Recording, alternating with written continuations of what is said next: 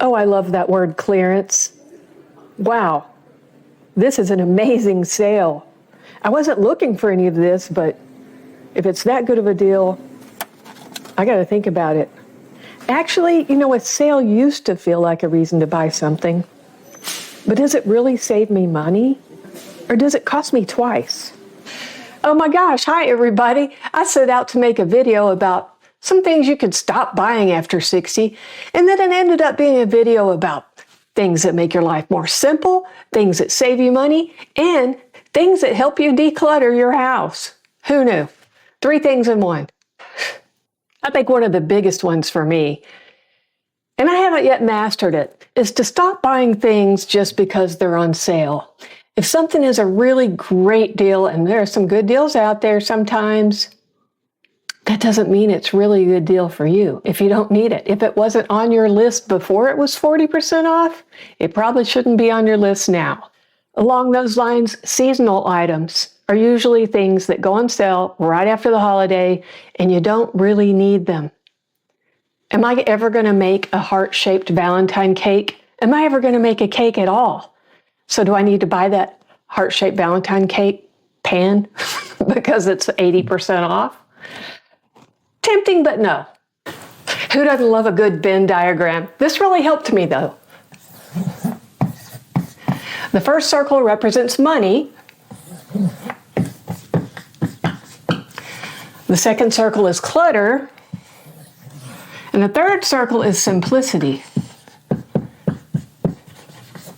Now, if I want a simpler life, saving money, and less clutter in my home, then right here in the middle are things I can stop buying that will contribute to all 3 of these things. Those are your hot not buys. I think when you're decluttering after 60 years old or so, it's not just about throwing things out. It's about what you don't bring in anymore. When I walk through places like this, I don't even see the products anymore. I see versions of myself, like the gal who at one point wanted to learn how to paint, or the person who considered making custom t-shirts with puff paint, the gal who decorated for all the seasons. And for a long time, I bought these things for that person that was me because I liked the idea of being her. But here's what I've learned. If it costs money and creates clutter and complicates my life instead of simplifying it, then it doesn't belong in my cart. Hobbies are great, don't get me wrong. I have a couple, and there's nothing wrong with decorating. But I'm not funding a fantasy anymore, and I'll make sure I really am going to do the hobby before I bring home the expensive supplies. I'm just trying to buy for the life I'm actually living.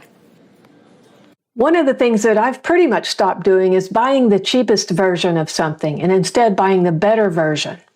Now, there are exceptions, of course, but if I pay $50 for an item and it lasts me 10 years, I think the math comes out a lot better than if I pay $25 for something and it lasts me 3 years and I have to replace it 3 times.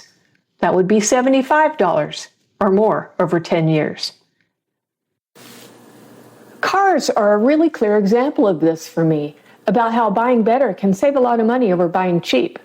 When I can swing it, I'd rather buy a car that's known for quality and reliability and something I'll like enough to drive for a very long time, rather than cycling through cheaper options every few years, because every time you replace a car, you start over with that first huge drop in value, and you take that hit over and over. I'd rather make one solid decision and live with that. I've driven a few cars for over 10 years. That's way fewer transactions and trade-ins. And over time, that doesn't just save thousands of dollars, it simplifies everything. I think most of us, by the time we're our age, have stopped buying uncomfortable shoes and clothing. I just finally got rid of some little pointed-toed shoes the other day. I wish I had them here to show you, but I finally got rid of them. I'd had them for, at least 8 or 9 years and had never worn them because they hurt. No, we're not going to hurt our feet anymore.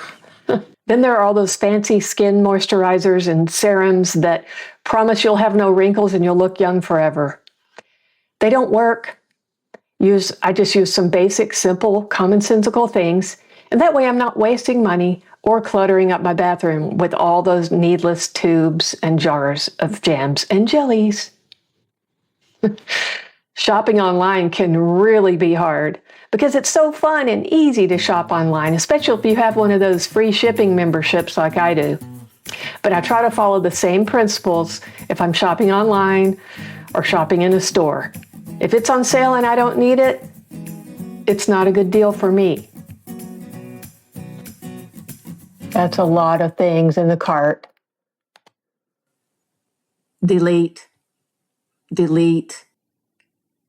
I feel like I've gotten pretty good at not buying things I don't need and things that will clutter up the house and things that don't simplify my life.